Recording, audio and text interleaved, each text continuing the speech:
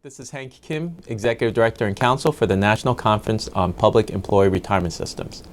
This is the video blog for the week of February 22nd, 2016. In today's conversation, I'd like to share with you some new developments regarding the NCPERS Code of Conduct for Public Pension Service Providers. As you may recall, NCPERS launched this 10-point set of principles back in the fall of 2015.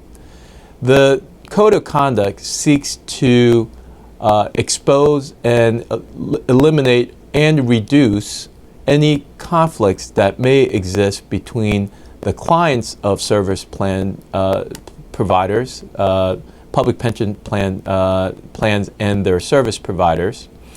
And the 10 points largely are things that I think most public plans agree with, and for that matter, most public plan service providers agree with.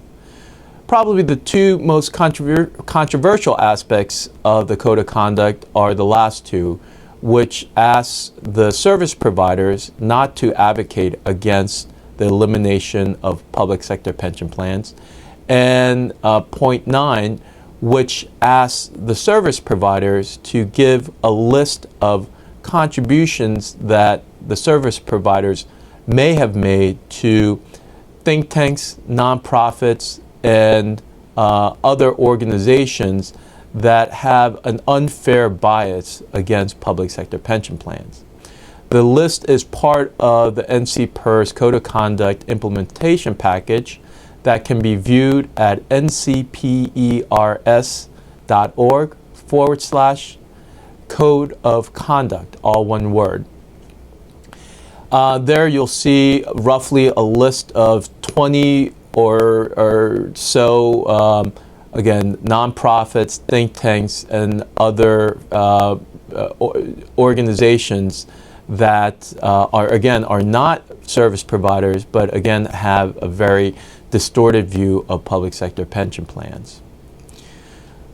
So currently there are about 13 vendors who have signed on to the Code of Conduct. They range from asset managers to law firms to actuarial firms. But we'd like to get certainly much more than the 13 we have right now.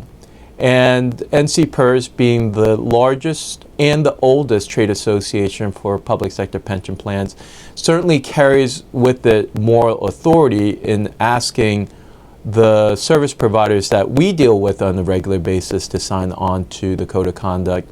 But to ensure that there is widespread coverage within the public plan community, we really do need our fund members to get active in this engagement.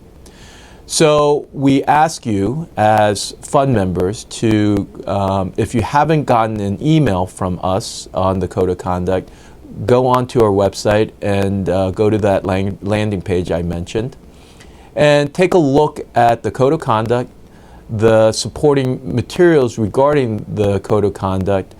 And if you agree with us, then we encourage you to have your legal department and lawyers take a look at it. And to the extent that you guys feel that this is something that you want to incorporate in some fashion into your vendor process, we encourage that. And let us know that that your system, that your retirement plan has reviewed the Code of Conduct and are now in some way engaging with your service providers to get them to sign on to the Code of Conduct.